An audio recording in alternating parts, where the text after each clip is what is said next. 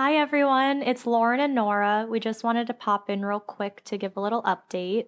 As we were editing this episode, we realized that the sound quality on my mic, this is Nora, was off. So we just wanted to apologize and say we have fixed the issue going forward. We're still new at this and figuring things out, but we hope you still love us and A Scary State. So enjoy! You are listening to A Scary State, a podcast where every week we talk about all things scary in your state. From killers, to haunted locations, cryptids, to urban legends, and everything scary in between. We're two friends who share a passion for haunted stories and true crime. And you never know what scary secrets your state holds. So, Lauren. Yes, Nora? Let's get scary. Hello. Hi, everyone. I'm Lauren. And I'm Nora. And this is A Scary State. Welcome back. So this is our first episode since we have gone live. And we just wanted to say thank you from the bottom of our hearts to everyone who has listened to our first two episodes. Thank you so much. Yes, we have gotten so much positive feedback and encouragement, which is so motivating because we worked on this podcast for like a month before we went live. And putting yourself out there is nerve-wracking. Mm-hmm.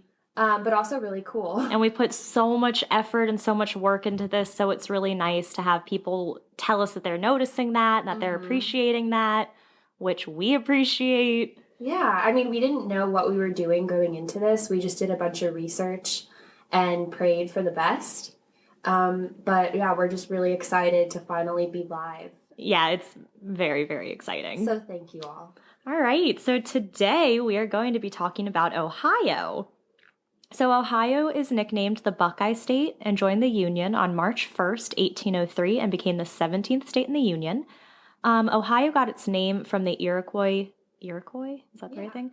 Word meaning Great River, which was OYO. So interesting laws are that it's illegal to get a fish drunk. In Toledo, it is illegal to throw a snake at someone. Good. And unless you have a license, it is illegal to kill a housefly within 160 feet of a in if your dog is being loud in Paulding, a policeman may bite them in order to keep them quiet. In Waynesville Village, located in Warren County within the Wayne Township, it is said to be home to more than 30 haunted places. There are 25 ghost towns in Ohio, from Boston Mills to Newville and all the ones in between. And at least 18 scary movies have taken place in Ohio. So some examples are portions of Silence of the Lambs, which I love, The Nightmare on Elm Street, The Watch, Take Shelter, and many, many others. In Ohio, there have been 8 identified serial killers and 3 unidentified serial killers.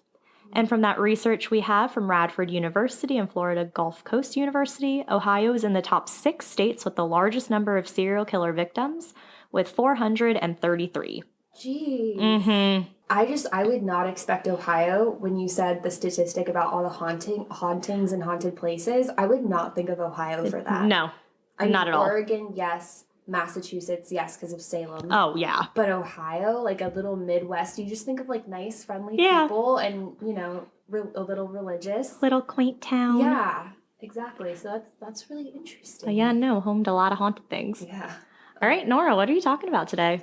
So today I am talking about the Franklin Castle. Oh. It's considered the most haunted place in Ohio. Okay. It's a Victorian stone house located in Cleveland, and it was built in the American Queen Anne style. So Queen Anne style was really big in the late 19th and early 20th century. And the style basically looks like a castle. Like it's like a mini castle when it's built as a house. Oh, I can't wait to see it. Yeah, it's pretty, but it's also really creepy looking. Basically, the Franklin Castle, it's not a castle, it's just a mansion. Oh. That looks like one. Oh. But, you know, castle sounds cooler, so I'm sure they wanted to play that up. Oh, definitely. And side note, Cleveland is a few hours from Pittsburgh, and I lived in Pittsburgh for a few years. And there's a neighborhood in Pittsburgh called Shadyside. The Queen Anne style is like all over Shadyside. See, I love that kind of style of houses. I do too. But it's interesting because like the houses in Shadyside that are Queen Anne style, they look like normal houses on the outside, but they've been broken up into like apartments inside. Oh, Yeah, is that like one of the ones you lived in? So I didn't, but like all over that neighborhood, they had them. We actually looked at places that were like that. Oh, cool. We didn't end up doing it. I mean, those houses are older. Yeah. So, no AC, and Oh. I'm a diva with that, so I have to have AC. No, where we went to college, there's a group of dorms, and they're like the older dorms on the campus, and that's where I lived. And so the first day that we were allowed to use our blankets was the most exciting thing because we didn't have AC. Oh my god. Uh-huh.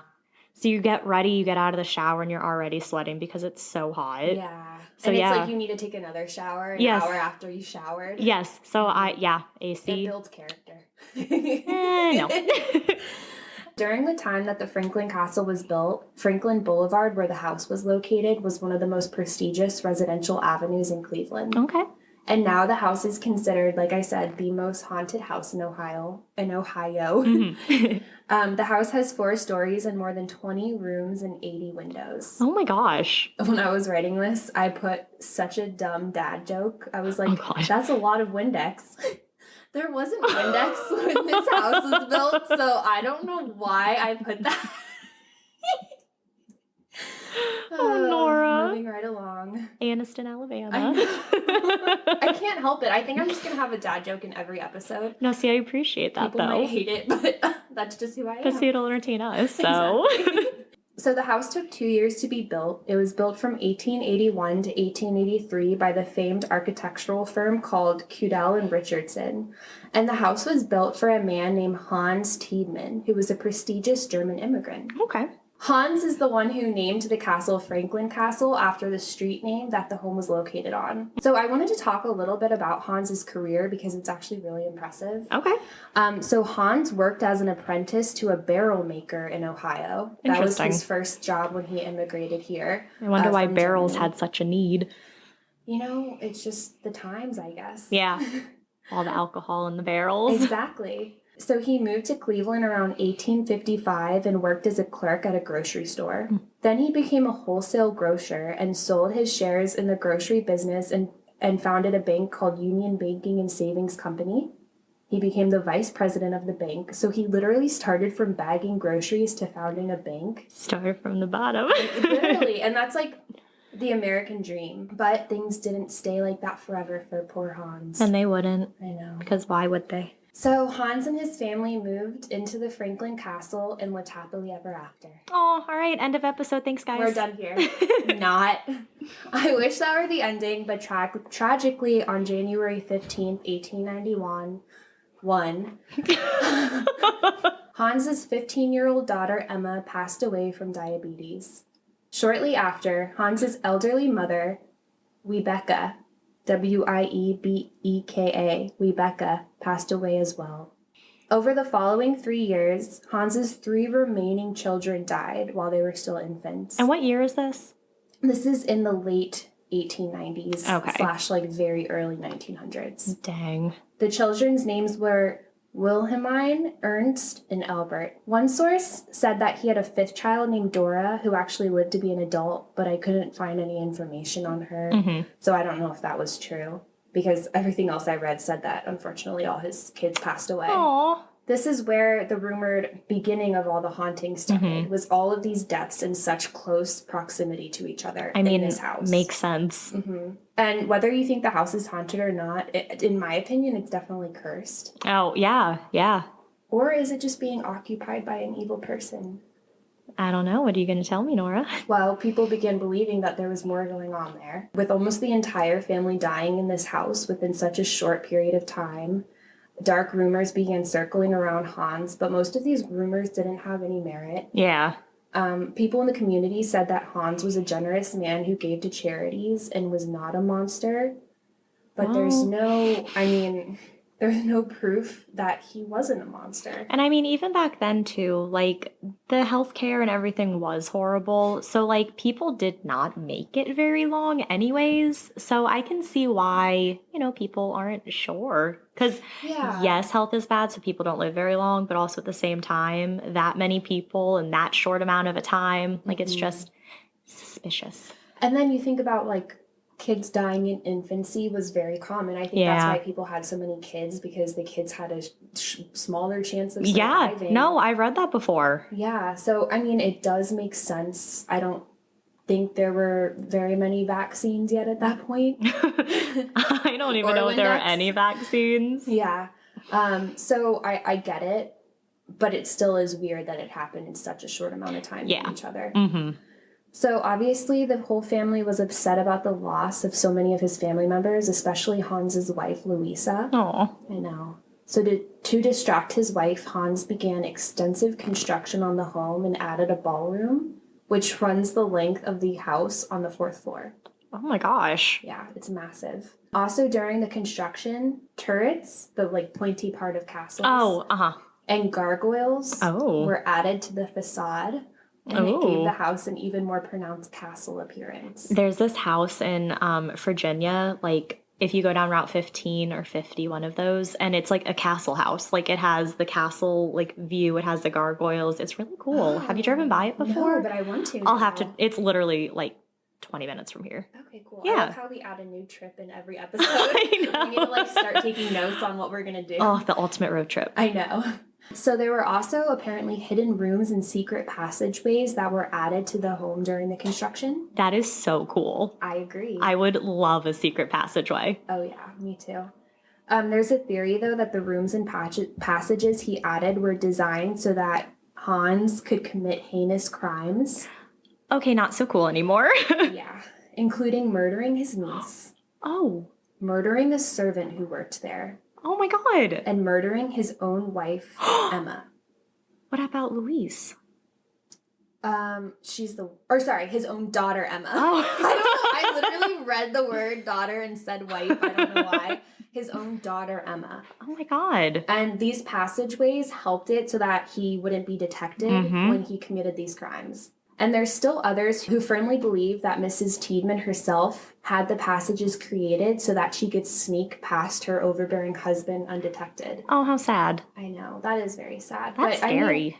I don't know about that theory because he would obviously know about the passages. Yeah. Like, it would be really hard to have those built without him ever knowing. Yeah. So I don't know about that, but that is another theory. Sadly, Hans's wife, Louisa, died from liver disease on March 24th, 1895. Oh. She was only 57, which I guess was probably pretty old at that time. Yeah. But yeah. Still feels so young now. Hans got remarried to a lady named Henrietta after Louisa died, and their marriage sparked rumors regarding Louisa's cause of death. And Lauren, we have listened to enough true crime podcasts to know it's always the husband. And people are capable of doing insane things if they want to get out of a marriage or like leave their family. Okay, this might be a stupid question. Was divorce a thing back then? Or was it like this place was really religious, so divorce wasn't really allowed? Like, I don't know if divorce was a legal thing, but I have a feeling that, not just saying just men, because we've definitely seen cases of women acting crazy. I think it was more common that the person would just leave the family. And that's where it came of like you see like single moms with all these kids. Yeah. Or, not saying that Hans killed his wife, but it's definitely interesting that his entire family died in such a short amount of time. And then bam, he's remarried. Yeah. We're talking like around a year later he's remarried.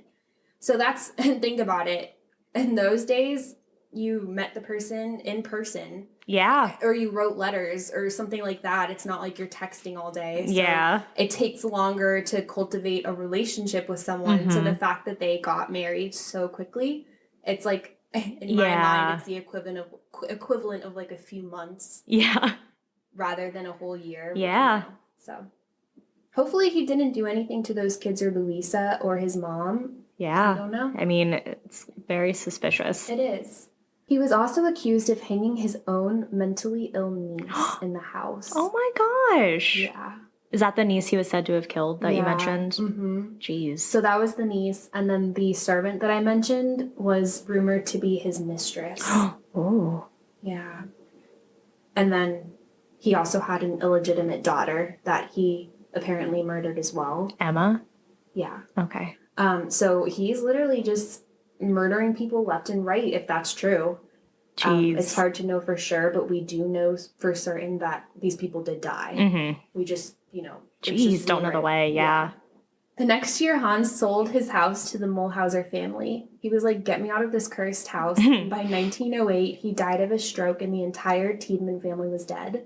Like I said. Did he die everyone in the died. house or was he already out by then? He was already moved Oh, out. okay.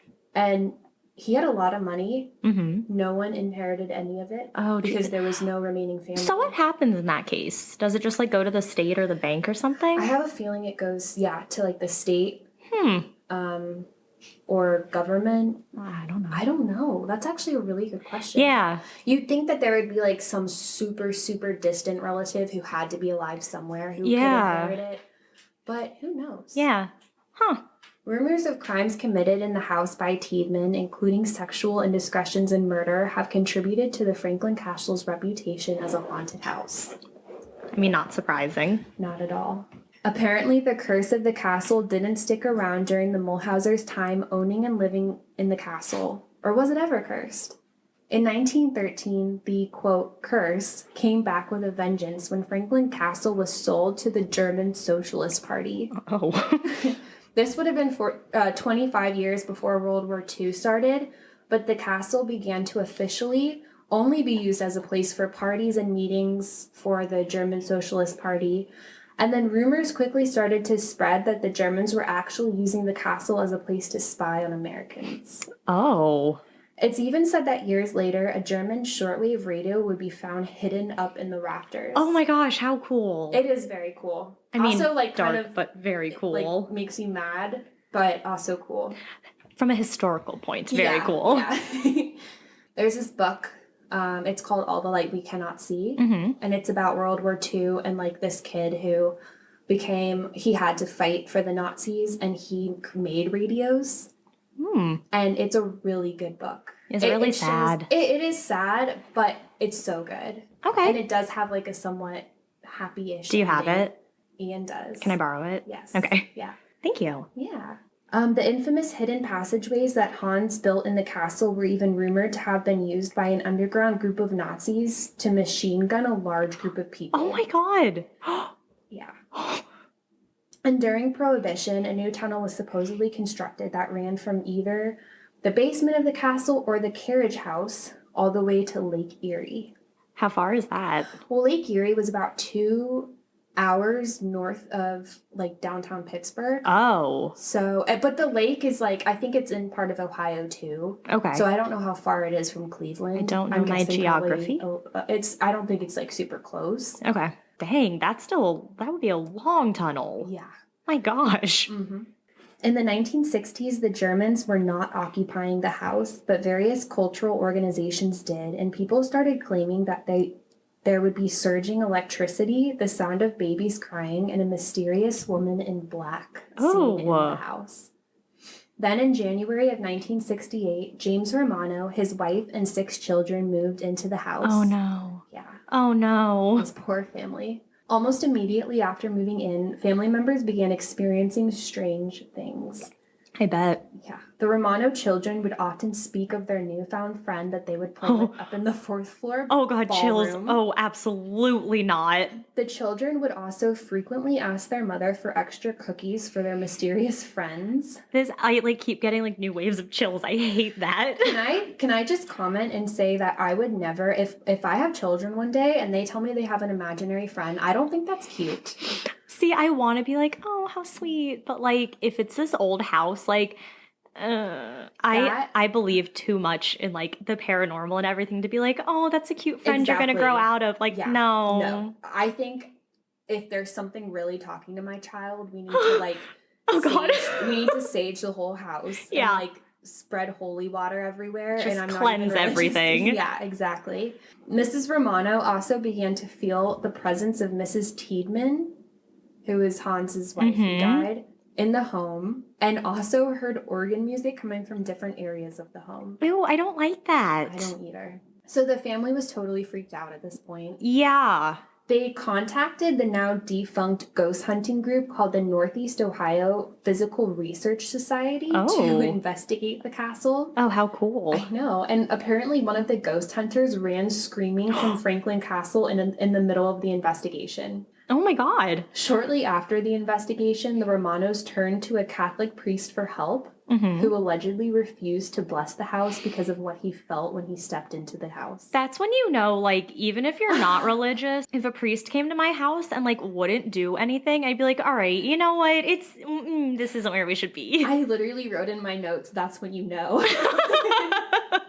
After enduring several more years of ghostly activity, the Romanos finally decided to sell the house. Literally, thank God. They put up with that for years? Years. Of their children talking to these friends and all these weird sightings. No. That when the priest won't bless the house, that's when you know you need to get out. Yeah.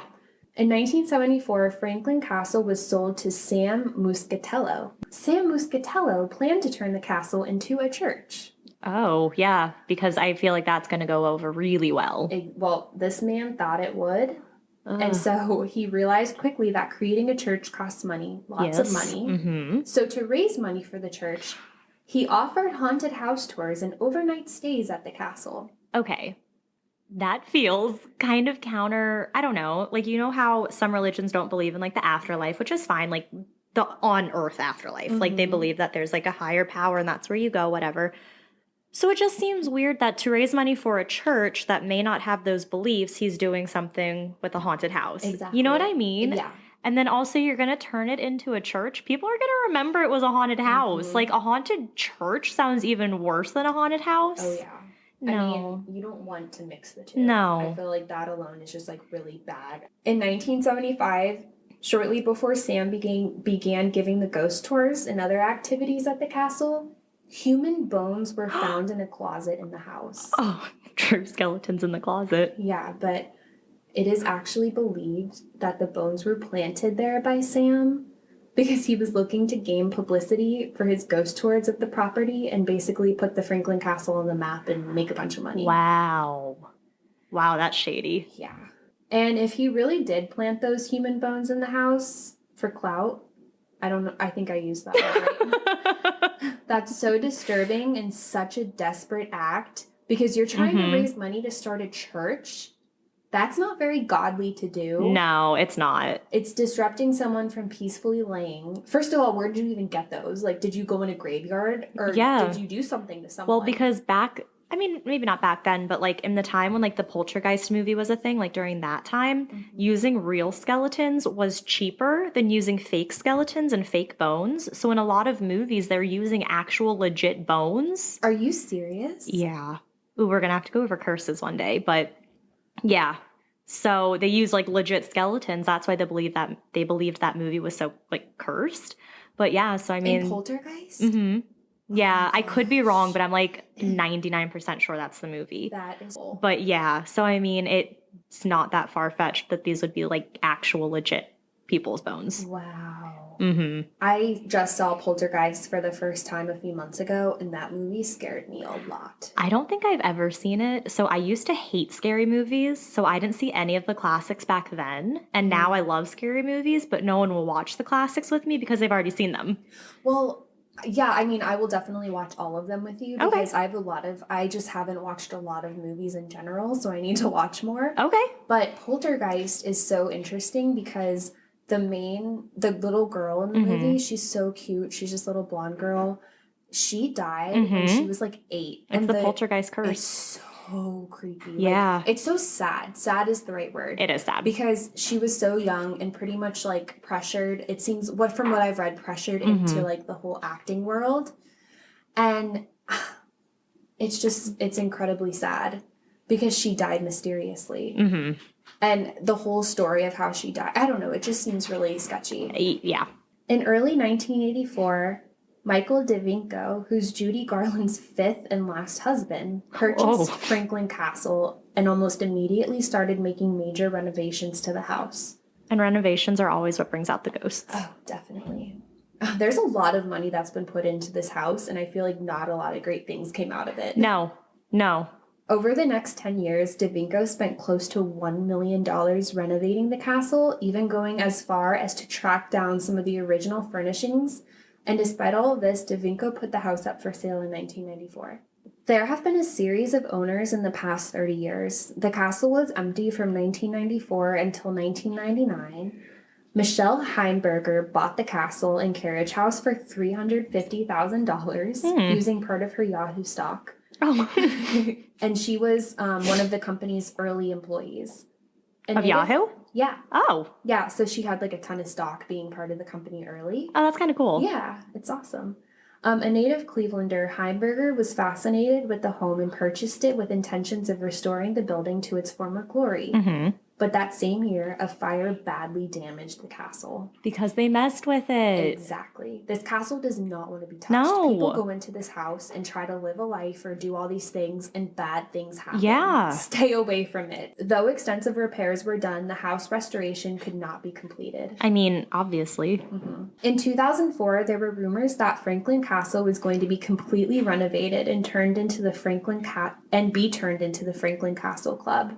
As of 2006, the entire club was proven to be a complete sham. Why? No repairs were ever made. The pictures on the website for this fake club were either close-up shots of individual architecture or pictures stolen from other websites. Oh. So someone went and created this whole fake proposal, and so many people believed it. No work had ever been done, no memberships ever sold, and there was also evidence that the castle had been used to shoot adult films.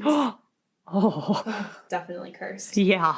Around this time, though, the exterior stone of the building was cleaned, and the parapet on the left side of the facade was rebuilt. And by the way, the fire that burned down parts of the castle was found to be arson. Yeah. And I assume they never found out who did it? There was nothing about that. Wow. Okay, Franklin Castle. Franklin Castle was most recently purchased in 2011 for only $260,000. Wow. Like, I get that we grew up in the DC area, so our view of housing is like so expensive compared to like other places, especially the Midwest. Yeah. But $260,000 for a legit castle. That's insane. Mm-hmm. So I'm thinking like maybe people didn't want to buy it because it was known to be so haunted. I don't blame them at get all. The value up or something. No, you're probably 100% right. I mean, and even the people doing ghost tours, like things were happening to people and they were seeing things, like that's scary. I just thought it was interesting that you can like buy a $260,000 apartment here, like a 2-bedroom in a sketchy area with no washer and dryer. But if you go to Ohio, you can buy a castle. At least that one castle. Exactly. Because it could be down because, yeah, like you said, it just has this horrible past and just so sketchy. Yeah, exactly. So despite which rumors are true or false about the Franklin Castle, it's indisputable and sad how unfortunate events occurred in the house when all of the Hans's immediate family members died in the house. Jeez. That alone to me is spooky and haunted, and I just hope that Hans didn't kill his own family and that they really died from natural causes, but we may never know. Well, we're going to have to at least not do a tour because that sounds really scary. I will never step foot in there. But we'll go look at it. We'll drive by it. Okay. All right. I definitely feel safer driving by. Yeah. Oh, well, that's very cool. Yeah. What are you talking about today? All right. I am so excited about this. So what I am talking about today are the Circleville Letters, also known as the Poison Pen Murder. So this all began in 1976 in Circleville, Ohio, which is just about 25 miles outside of Columbus. So Circleville is that kind of town where everyone knows everyone. You keep your doors unlocked. You fall asleep with your doors unlocked. Like, absolutely not. Small Midwestern town. But that's what this town is. So people started to receive letters that detailed their personal lives, and these letters had been sent out to thousands of residents. So the letters were threatening and sexual in nature. They included information that not many people knew about the recipient. All of the letters were written in a block letter handwriting, and they all had no return addresses, but were postmarked from Columbus, so 25 miles away. Someone's stirring up something. Mm-hmm. So a lot of these letters were focused to Mary Gillespie. So in December of 1976 is when she received her first one. So Mary was a school bus driver, and the first letter she received in December 1976 stated that the writer had been observing her and her kids. They knew that she had kids, knew where she was living, and they stated that she was having an affair with the superintendent of schools, Gordon Massey. Was it true? Well, we don't know yet. So the letter said, quote, "Stay away from Massey. Don't lie when questioned about knowing him. I know where you live. I've been observing your house and know you have children. This is no joke. Please take it serious. Everyone concerned has been notified and everything will be over soon." And what's weird is I saw pictures of his letters and he uses colons instead of like periods. So instead of ending his sentences with like a period, it's a colon, which I thought was like a continuous thought. It's just very weird. That's super weird. So about a week after receiving this first letter stating her affair and that she had children, Mary received another similar letter. So she tried to keep these letters a secret from her husband, Ron, but then Ron received a letter. His letter pretty much stated that his wife was having an affair and that he needed to report it to the Westfall School Board, which is who he was a superintendent of, and if he didn't stop it, his life would be in danger. The letter read, quote, "We must inform you that your wife is having an affair with Mr. Massey. She has chased him until he caught her. Eliminate them both before they eliminate you. Remember, we know where you work, and we know your red and white truck. No one can help you. Think of your children and their future. Call the school board and report the truth after you finish your investigation. Notify the school board immediately. Again, your life is in danger." It's like, at first it sounds like they're trying to help him, but then it threatens him. Yeah. And that's... And it listed like a couple times, your life is in danger, get them before they get you. So Ron, of course, asked Mary about the affair, and she, of course, denied the accusations. So 2 weeks later, another letter was received that said, quote, "Gillespie, you have had 2 weeks and done nothing. Admit the truth and inform the school board." End quote. The letter then went on and threatened to, quote, "broadcast it on CBs, posters, signs, and billboards until the truth comes out." So it's actually unclear which letter they received first. Some different sources said different things, but some said Ron's came first, some said Mary's came first, but overall they got these two letters. Yeah. Threatening letters. So at this point, Mary and Ron decided to tell some family members about these letters, and they ended up telling Ron's sister Karen, Paul Freshour, who was Ron's sister's husband, and Paul's sister. So they noticed, too, that some of the letters they received were signed with a W. Well, Massey's son, the one who they believe to have the affair with, his name is William. So that could be why it was signed with a W for some of them. Mary also believed that the writer could be one of her coworkers, David Longberry. So David was very into Mary and was always trying to proposition her and trying to, like, go out with her, and she had denied him and rejected him multiple times because she's also married. So and accept the rejection, dude. Right? Like, don't be crazy. So she believes that he was writing these letters out of frustration and, like, you know, trying to kind of sully her name. Yeah, exactly. Yeah. So Mary and Ron, so Mary and her husband, came up with a plan where they would tell the writer that they knew who he was. And Paul was asked to write a letter back to the writer, claim that he knew who he was. And Paul is Ron's sister's husband. But I don't know where they sent the letters, because if there was no return address, I don't know. But so the plan seemed to work out, and Mary and Ron didn't receive any letters for weeks. So now we fast forward to August 19th of 1977, so about 8 months later. Ron received a phone call from the letter writer that confirmed their suspicions of who wrote the letter. In that moment, Ron hung up the phone, grabbed his gun, which was a .25 caliber pistol, jumped into his pickup truck and sped off, I assume to the writer's location. Later that day, though, Ron's truck was found, crashed into a tree, and Ron was dead behind the wheel. Oh my gosh. He was so quick to get up and get out there. And remember how it said his life was in danger? But his gun had apparently been fired once before the crash. They couldn't find the bullet, they couldn't find the casing, so that's very weird. Maybe they shot him and took the bullet. He was just dead from the crash. Oh, from the crash? Yeah. That's insane. So what is interesting, though, is Ron and Mary never admitted the alleged affair. And like I said, because they never confronted Massey about it, Ron's life was in danger and he died. So that's kind of creepy. The Pickaway County Sheriff, Dwight Radcliffe, was assigned to this case and ruled the crash an accident. He stated that Ron had been drunk, had a blood alcohol level of .16, which is double the legal limit, and had lost control of his truck.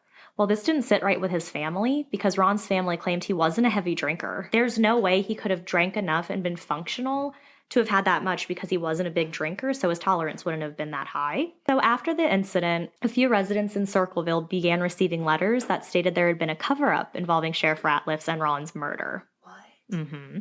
So according to Paul, Ratliff had originally claimed that the act was a result of foul play, So he said, quote, "The sheriff agreed with me that there was foul play. And then when I contacted him again, he changed his attitude completely." End quote. So there had apparently been a person of interest who had been suspected of being involved in the crash somehow. He was questioned, polygraphed, and ultimately eliminated of having had any involvement, which is what made Ratcliffe change his mind that it had been an accident instead of foul play. So, but did he just make up the blood alcohol content thing? Because that's kind of indisputable. I don't know. Been drinking. I don't know. Couldn't find anything about that. But that suspect, who they had originally believed and eliminated, was David Longberry, Mary's coworker. So about 6 years after the first letter had been received, Mary did end up confessing that an affair had begun between her and the superintendent in 1979, but that it hadn't been going on when the letters had initially been received in 76, 77 time. You get accused of having an affair, then your husband dies, and then you have an affair. It's just kind of... She's already not a good look. Yeah, she doesn't have a great track record for telling the truth. So I would take what she says with a grain of salt if I was anyone. Yeah. So between 1977 and 1983, Mary had received a total of 39 letters. Though combined, the residents of Circleville had received thousands and thousands of letters. Who has that much time? And they're not super short letters either. They take a little bit of time. I mean, I think there would have to be multiple people writing them. That's my thought. Maybe. Yeah. There were a few threatening signs that started to pop up. So like I said, Mary was a bus driver. And one day she was driving along her bus route when she began to see threatening signs along the side of the road. Some of these signs were accusing Gordon Massey, the one she was having an affair with, of having indecent relations with Mary and Ron's 12-year-old daughter, which they claimed wasn't true. So it's horrible that these signs are popping up regardless. Yeah. So one source had said that before Ron had passed away, he had gotten into the habit of removing these signs every morning before his daughter would see them. Oh, that is just awful. It's tragic. Don't bring kids into this. That's horrible. And I mean, Mary and Ron, when Ron was live, very much said nothing had happened between Gordon and the daughter. Yeah, and even if this person was trying to expose something of happening, you're damaging the kid by letting them see that. Yes, that's just making it worse. Horrible. Yeah. So this continued on until one day Mary had had enough. February 7th, 1983, Mary decided that she was going to rip down the signs when she saw them. Mm-hmm. And this was after Ron had passed away. Yeah. So thankfully, before she ripped one down, she noticed a piece of twine hanging from a box that the poster was attached to. Mary removed the whole contraption, brought it back onto her bus with her to kind of see what it was. Mm-hmm. Well, the sign had been booby-trapped. And had she pulled down the sign in a certain way, the twine would have pulled the trigger and a pistol would have fired at her. So she literally would have been shot. Who has time for that? And who would have even thought of that? Yeah, that is pure evil. Mm-hmm.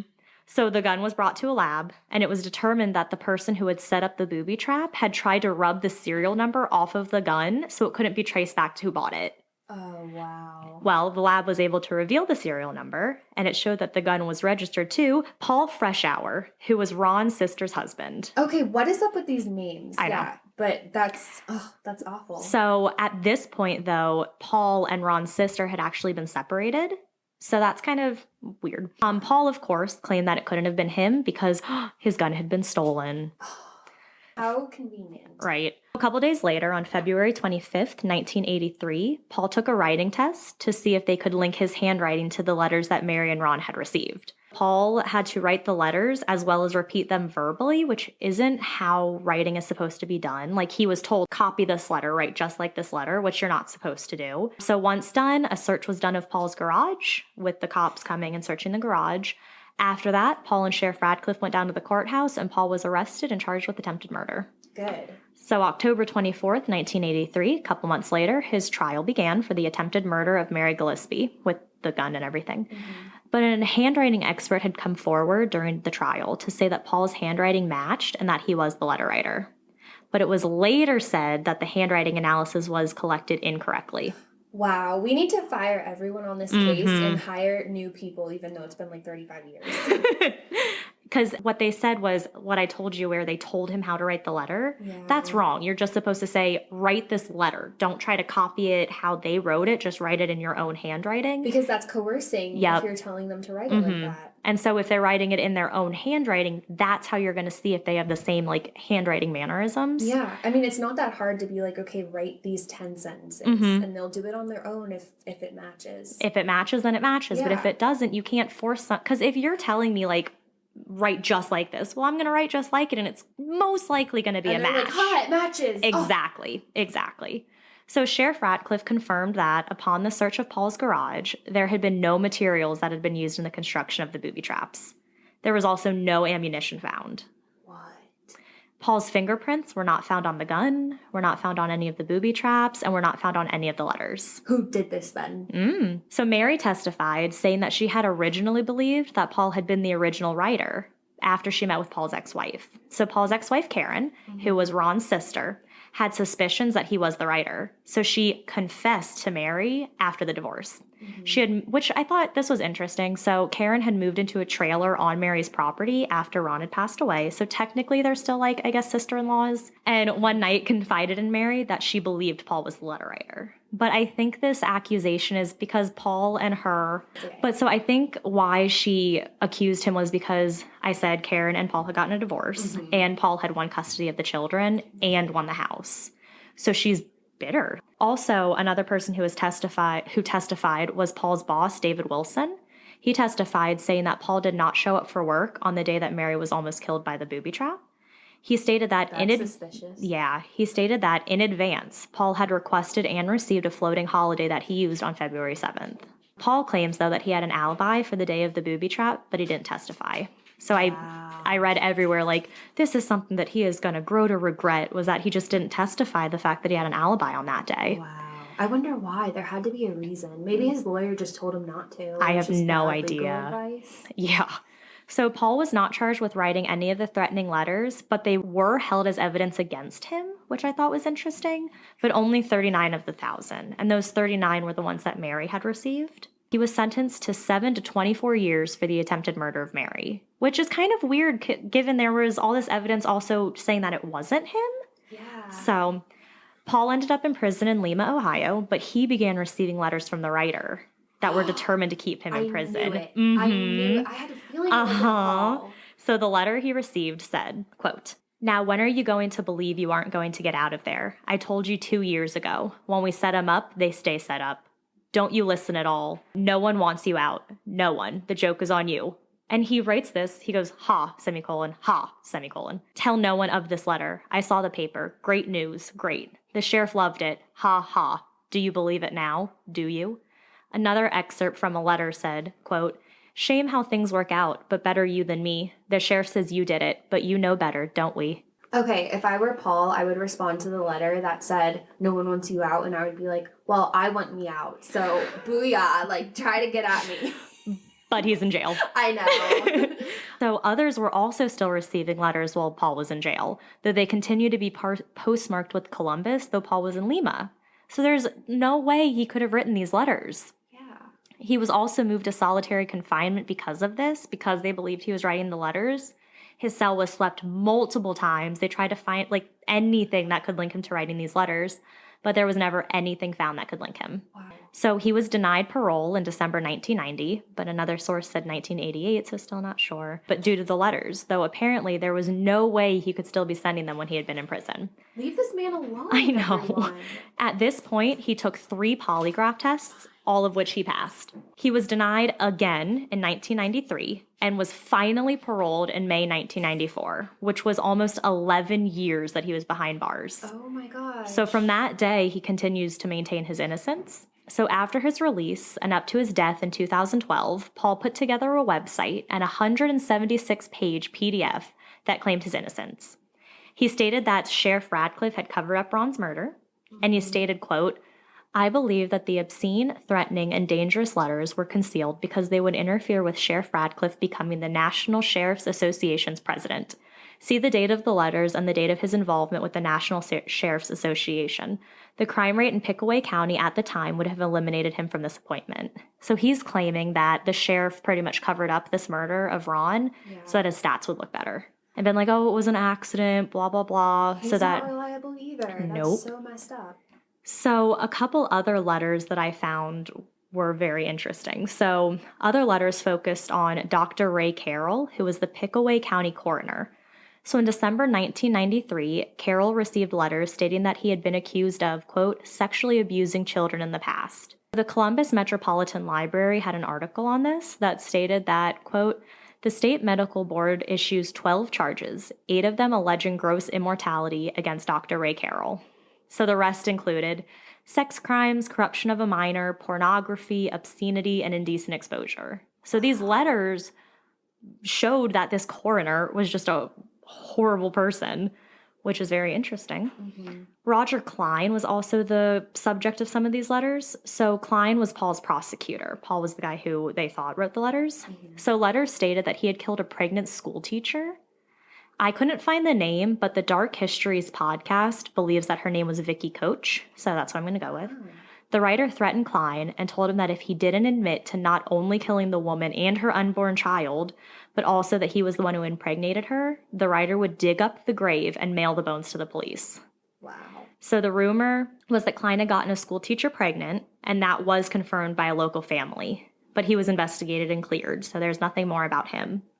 So David Longberry apparently had forcibly raped an 11-year-old girl in 1999. What I read was that he got hired by some family to work on their farm or whatever and had raped the girl, and the parents walked in on him doing this, which is just horrible. So he went on the run after that and was found years later having hung himself. It was believed that he ran away from all of this in Ohio and ended up in El Paso, where he ran to in 1999, and that's where everything happened. Demons caught up to him. Mm-hmm. Martin Yant was a journalist, and he had some thoughts on who additional suspects could be. Martin Yant began to investigate this case and believes that there is an additional suspect who would have planted the booby trap. On the day that Mary had found the booby trap, another bus driver stated that he stated this many, many years later, but he stated on that day, about 20 minutes before Mary drove by, he had seen a suspicious man standing at the exact spot of the booby trap next to a yellow El Camino. The suspicious man, whose name was not released, had a brother apparently who owned the same type of car the man was seen standing next to. The suspicious man's appearance, though, did not match Paul. Paul had dark hair. Because it wasn't Paul. So Paul had dark hair, and this suspicious man had sandy-colored hair. This was also the time that Paul claimed he had an alibi, so he couldn't have been there if his alibi had held true, but since he never testified, he wasn't able to say that his alibi would have defended him. Yant also believes that there would have been at least 3 writers of these Circleville letters, like what you've said, where there had to be more than just one.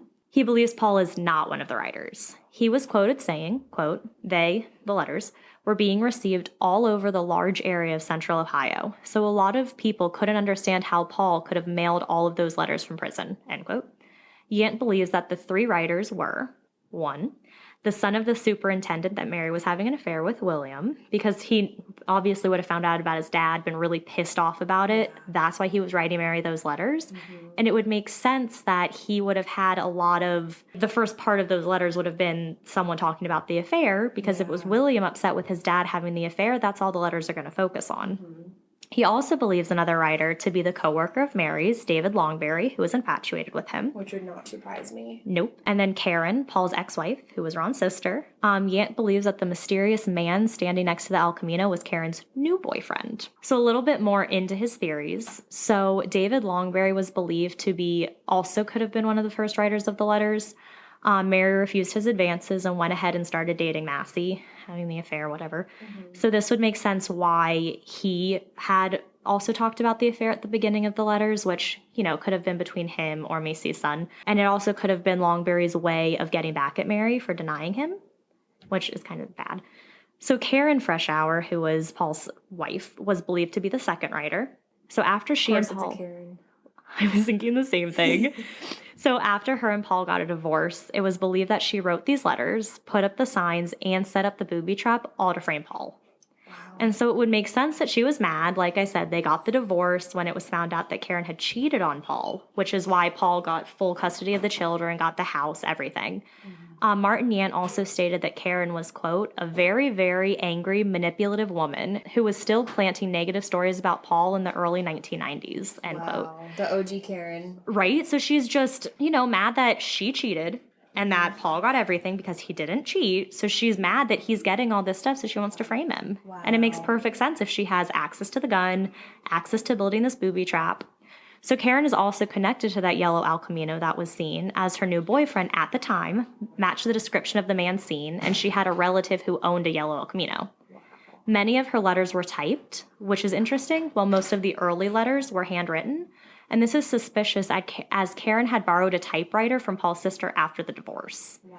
And Paul's sister had stated that it was very weird that she had wanted Paul's typewriter. Like, she's like, you guys are divorced. Why would you want the typewriter? That was just something that stuck in Mary's head, that, like, she would want this random typewriter. That was her ex-husband's. So Unsolved Mysteries did an episode on this case.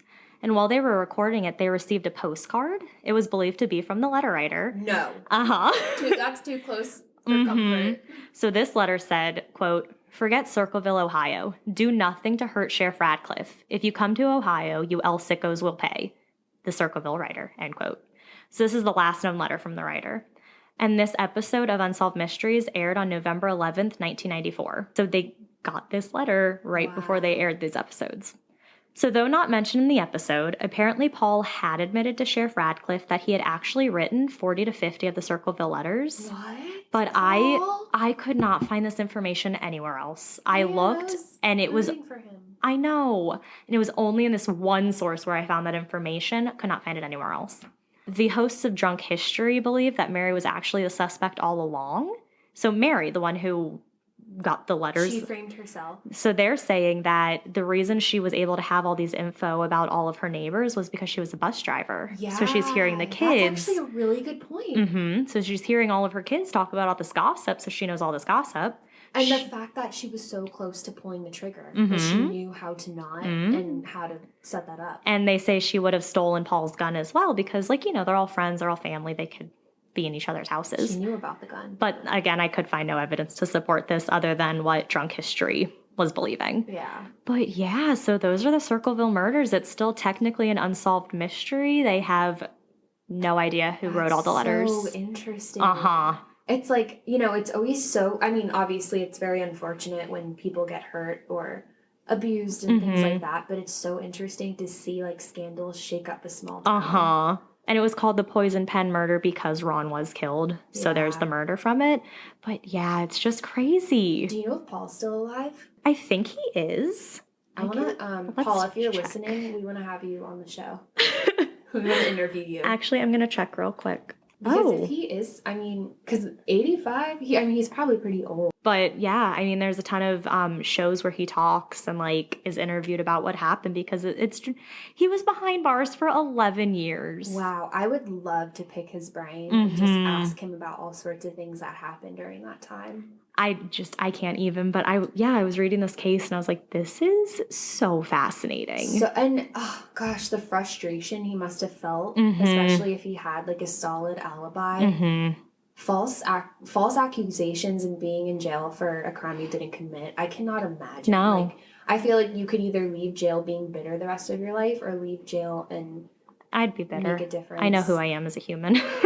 I think I would be, but there's a show called World's Toughest Prisons or something like that. Oh my God, I love that show. You know, the host of the show was in prison for years for a crime he didn't commit. That's a really good show. And he chose to, like, kind of expose or show different prisons instead of just, like, be upset the rest of the time. So I really admire that about him. That is true. But yeah, it also with whoever this author, the writer of the letters was, it makes you think, were they trying to be like the hero in some of this? Because they're exposing, you know, that horrible coroner. They're exposing that guy who impregnated a woman and maybe potentially killed her. And they expose David who raped a girl. So it's like, is he being like a vigilante type of thing where he's like trying to show all these horrible people? I think he started off with good intentions, but when you put yourself at their level, that makes you just as bad. Yeah. And it's kind of like the thing I was thinking was an eye for an eye makes the whole world blind. Oh. That sounds so cliche. But I think it's true because this guy, if he was trying to expose people, caused a lot of harm in the process, made him just as bad as those people. Yeah, but so they just have no idea who this person was. That's so interesting. But yeah, so thank you guys so much for listening again to our 5th episode. We're still new at this, so we're still working through making sure we're on all platforms. Please be nice to us. We're trying real hard. If you have any recommendations for cases you'd like to hear, any scary stories from your state you want to tell us, please email us at ascarystatepodcast@gmail.com. We also have an Instagram. The name is A Scary State Podcast. And we're going to post pictures after every episode. And I think it's so interesting to see, like, put a face to all the stories. So you can check that out. I like doing that a lot. And you can see stuff and you can kind of understand the case a little bit more, which is always nice. Definitely. We're also in the process, like I've been saying, of getting some more social media, but it's work. We're getting there. It takes time. Yeah. Well, thank you so much for listening, guys. And remember to stay scary. Stay safe.